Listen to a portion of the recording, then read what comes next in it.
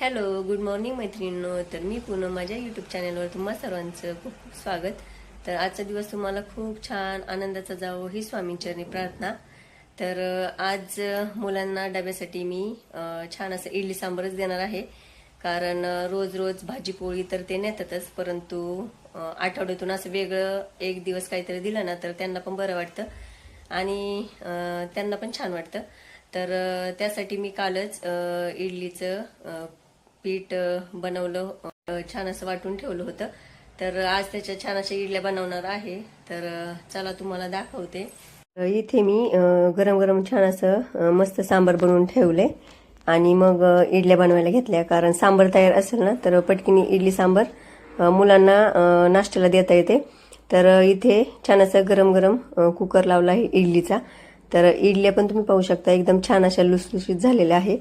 तर इडली कशी बनवायची याचा व्हिडिओ मी याच्या आधीसुद्धा आपल्या चॅनलवर टाकलेला आहे, तर तो तुम्ही पाहू शकता.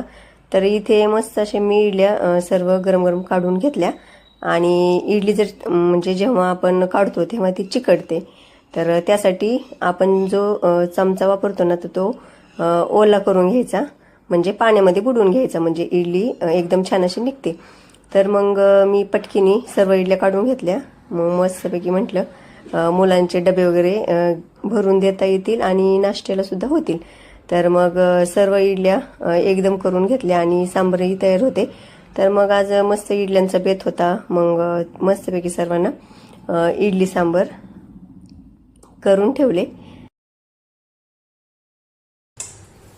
तर इथे मस्त अशा गरम गरम इडल्या तयार आहेत.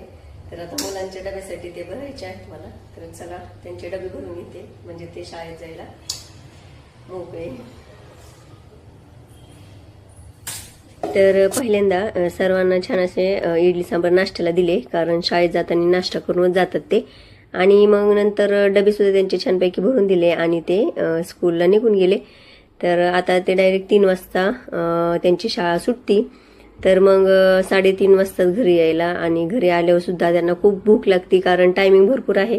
आणि त्यांची जेवणाची सुट्टी 11 वाजता होते. तर 11 वाजता जेवल्यानंतर घरी आल्यावर 3:30-4 वाजतात. तर तेव्हा त्यांना खूप भूक लागलेली असते. तर त्यांच्यासाठी तेव्हा मग काहीतरी जेवणासाठी बनवावे लागते. तर मग इथे माझं चाललं होतं डाळ भात बनवण्याचं काम. तर मस्तपैकी इथे मी डाळ शिजून ठेवली होती आणि वरण करायचं होतं मला. तर म्हटलं चला तेही बनवून घेऊया. तर वरणाला मी फोडणी देत होते इथे, आणि मग नंतरून गरम गरम भात घालायचा, कारण वरण भात आमच्या आर्यनला खूप आवडतो आणि त्याबरोबर लोणचे. तर असा मग दुपारचा स्वयंपाकही मी बनवून घेतला.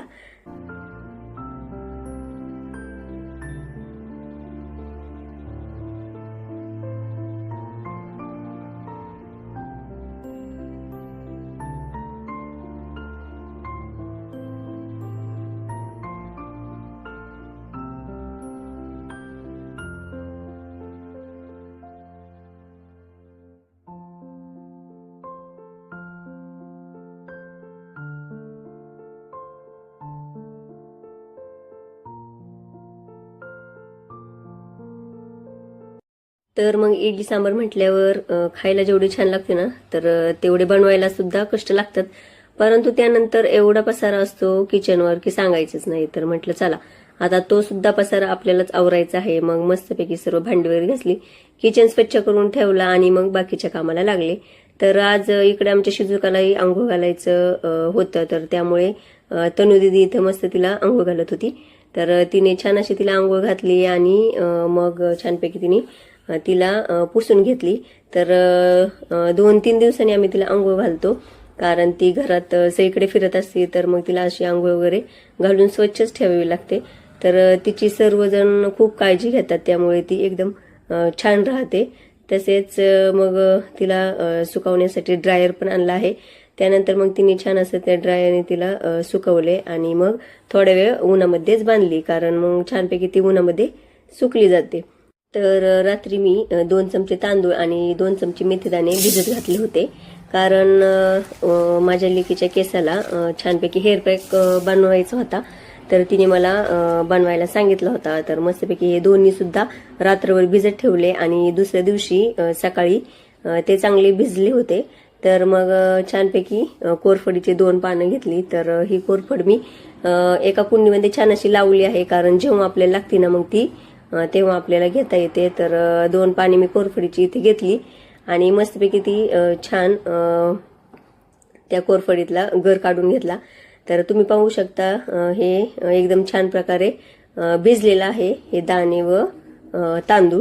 तर ते एका मिक्सरच्या भांड्यामध्ये कोरफडीचा हा पूर्ण गर मी काढून घेतला आणि त्यामध्ये मेथीचे भिजवलेले दाणे व हे तांदूळ आहे ना तर ते त्या मिक्सरच्या भांड्यामध्ये घालून घेतले आणि मस्तपैकी त्याचे जे पाणी आहे ना तर त्या पाण्यामध्येच थोडंसं वाटून घेतलं. तर एकदम छान अशी पेस्ट याची बनते आणि ते आपल्या केसांना एकदम उपयुक्त आहे, कारण मेथी दाणे तर किती उपयुक्त आहे हे सर्वांनाच माहिती आहे.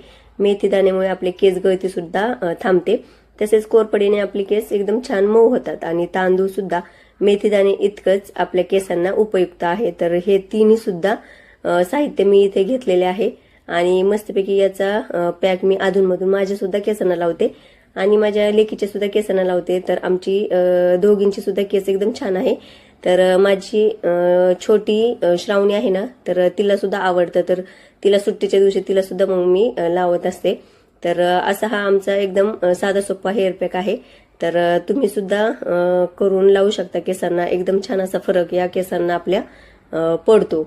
तर इथे मी ते पॅक बनवून घेतला आणि छान असा वाटून घेतला. तर तुम्ही पाहू शकता एकदम बारीक पेस्ट करून घ्यायची आणि एकदम इथे छान अशी पेस्ट तयार आहे आणि मग ती आपल्या केसांना छानपैकी एक एक बड धरून लावून घ्यायची. तर इथे माझ्या लेकीची केस आधीच एवढी दाट आहेत, तर तिला बराच वेळ लागला मला लावून घेण्यासाठी ही पेस्ट.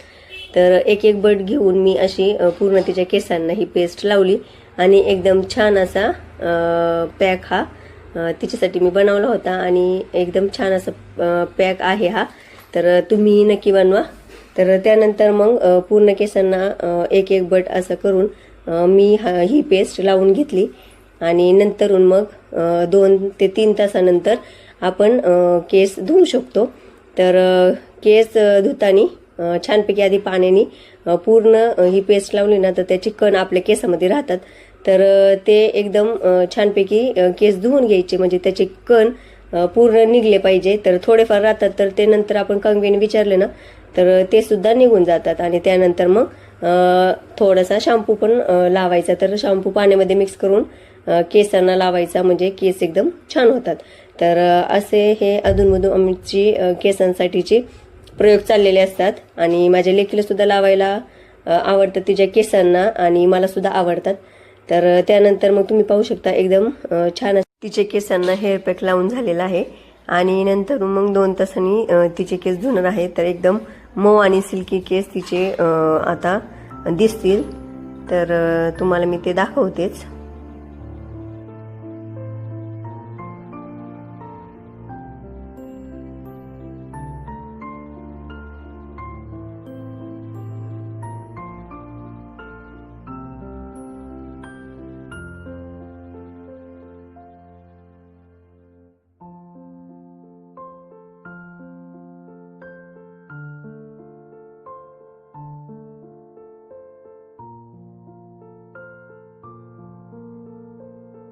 तर इथे तुम्ही पाहू शकता धुतल्यानंतर केस तिचे एकदम छान आणि शायनी दिसत आहे.